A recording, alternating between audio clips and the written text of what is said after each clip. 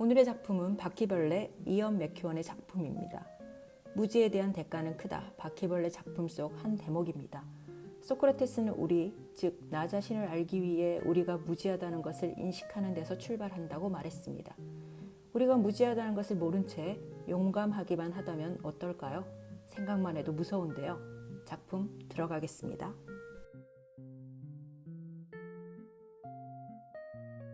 2016년 영국은 브렉시트에 대한 찬반 투표를 실시한다. 간발의 격차로 찬성이 우세했다. 영국의 EU 탈퇴라는 투표 결과는 전 세계를 혼란에 빠뜨린다. 그것은 동맹국들과 반대 방향으로 나아가기로 결정한 것이나 마찬가지였다.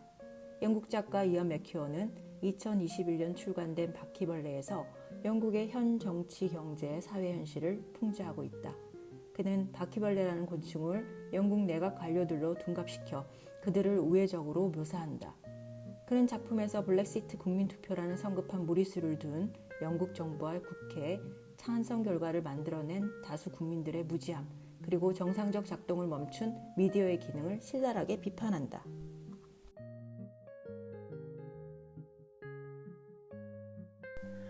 그날 아침 영국 총리 짐 샘스가 잠에서 깨어났을 때 바퀴벌레와 일체화되었다. 그 개색물체는 며칠 전 자신이 서식하는 지하의 어둡고 더러운 하수구를 벗어나 영국 정부의 상징이자 영국 내각이 상주하는 화이트홀로 가기 위해 부지런히 6개의 다리를 움직였다. 그것이 자동차들이 가득한 무시무시한 거리와 도로를 건너 인간에게 밟히지 않고 화이트홀의 원하는 목적지로 도착하는 데는 꼬박 일주일이 걸린 듯하다. 그의 종이 지닌 페르몬족 집단 무의식이 이동 방향을 본능적으로 이끌었기에 무사히 짐 샘스의 몸이 있는 장소에 도착했다. 바퀴벌레는 본질적 특성을 그대로 유지한 채 인간의 몸에 점점 적응해 간다. 그리고 곧 짐은 강요회의가 있기 전 특별고문 사이먼의 보고를 받는다. 사이먼은 원래의 정책 방향인 시계 방향에서 투표로 결정지은 역방향주의로의 정책을 통과시키지 않으면 보수 강경파들이 총리 불신임 투표를 할지 모른다는 소식을 전한다. 그리고 일전에 있은 시계 방향주의에서 역방향주의로의 국민투표 결과에 대한 여론 불만이 증폭되고 있다고 전한다. 사이먼은 시계 방향주의자들과 역방향주의자들 간의 갈등이 심화되어 의회는 그 기능을 잃고 국민은 극심히 좌우로 분열되어 있다고 말하며 역방향주의자들인 강경보수파들을 고립시키라고 조언한다. 하지만 오히려 짐 샘스는 사이먼을 해고하고 강요회의에 참석한다.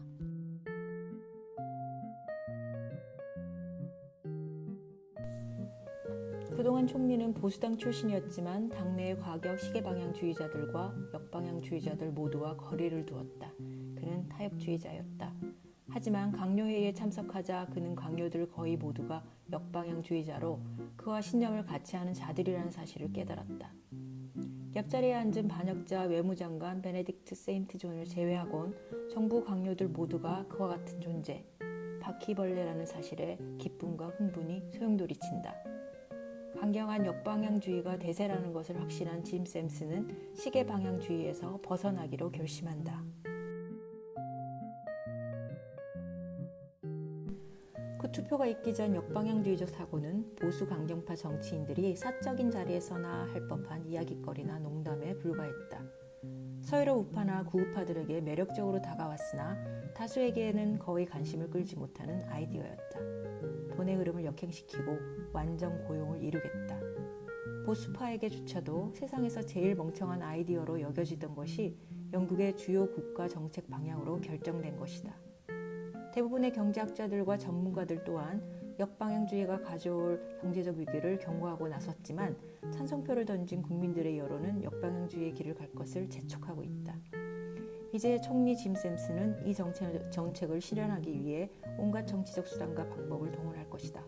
그는 역방향주의로 가는 길에 더 이상 질서와 분열을 용납하지 않으리라.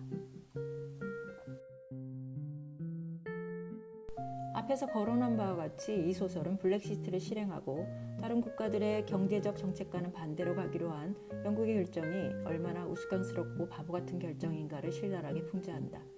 작가는 현실적 문제를 정면으로 비판하기보다 우회적으로 다루기 위해 소설 속에 다양한 장치들을 배치한다.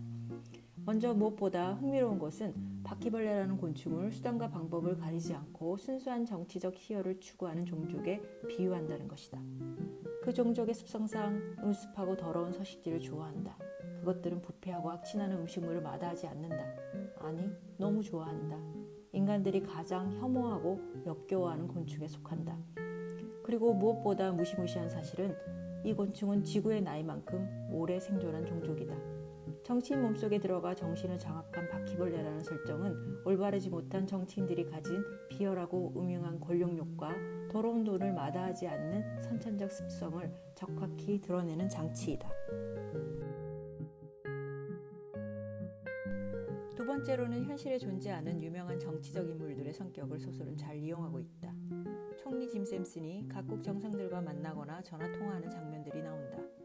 이 장면에서는 현실 정상들의 특성을 그대로 담은 듯한 묘사와 풍자가 독자들을 유쾌하게 만든다. 현실 정치를 그대로 가져와 약간 비튼 글쓰기의 기술은 정치 풍자 프로그램인 SNL을 보는 듯하다.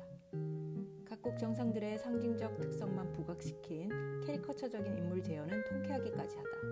그들은 그럴싸한 국가적 사명과 역할, 그리고 개인적 가치관이 버무려진 그들의 정치적 성향과 정치적 이해관계에 따라서 영국의 역방향주의의 결정에 대한 반응을 달리한다. 미국의 대통령은 트위터를 통해 영국을 지원하는 척하며 유럽 국가들과 영국을 이간질시키고 자신의 정치적 이익을 챙기고 있다. 그리고 프랑스 대통령은 영국배와 프랑스 함선 충돌 사건으로 자국의 치즈와 수출품이 팔리지 않을까 노심초사하며 영국에게 굴욕적인, 그러나 자국에게는 외교적 협상으로 보이는 제스처를 취한다. 유일하게 독일 총리는 영국의 역방향주의로의 전향에 대해 도무지 이해할 수 없는 결정이라는 것을 강력하게 표현한다. 그녀가 바흠, 왜, 어째서 라는 말을 3번이나 반복하는 부분은 짧지만 강렬하게 작가가 말하고자 하는 바, 이해할 수 없는 영국의 결정이라는 것을 강렬하게 시사한다. 세 번째로는 총리 짐 샘슨과 정치인들은 정치적 이득을 위해 가장 비열한 계략들을 다양하게 구사하고 있다.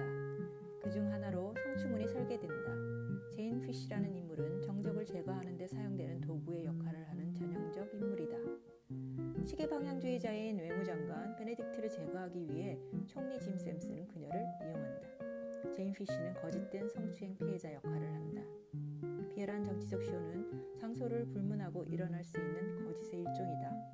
하지만 그런 거짓된 미투는 진짜 미투의 피해자들, 진정한 약자들의 목소리를 박탈하는 끔찍한 행위이기도 하다. 제인 피쉬는 그녀의 이름 피쉬가 상징하듯 사람들과 여론을 낚시질하는 역할을 한다. 그녀는 과거 진보 인사로 피쉬주의자, 즉 정치적 올바름을 주장하던 인물이었으나 어느 순간 보수 정치인으로 전향한다. 그리고 보수 정치인으로서의 자리매김하기 위해 총리 짐 샘슨의 열성적 공모자가 된다. 영국은 2020년 1월 31일 EU를 공식적으로 탈퇴하였다. 영국은 더 이상 하나의 유럽에 속하지 않는다. 19세기 가장 영광스럽고 화려했던 과거의 대영 제국으로의 기한을 꿈꾸고 위대한 국가로의 변신을 이루기 위해 영국은 하나의 유럽에서 벗어나 독자적 노선을 걷고 있다. 하지만 여전히 영국은 국내외적 문제와 갈등, 경제적 어려움을 겪고 있다. 나아가 국민들의 사회, 경제, 정치적 불안과 불만의 목소리는 더 높아지고 있다. 영국만의 문제는 아닐 것이다. 다양한 정치적 체계 아래 자본주의라는 경제 체계가 있는 나라라면 어느 시대이든 어느 곳이든 이러한 상황에 빠질 수 있다. 그래서 이 책을 손에 쥐고 있는 내내 기시감이 들었다. 영국이야, 미국이야, 우리나라야. 소설은 영국이라는 가장 지엽적인 공간을 통해 그들의 사회적, 정치적, 경제적 문제들을 비판하는 동시에 그것이 국제적 문제라는 것을 끊임없이 상기시킨다. 너희들도 똑같은 문제를 겪고 있어. 이건 영국만의 문제가 아닐걸? 언제든 어느 곳에서든 일어날 수 있어. 라고 말이다.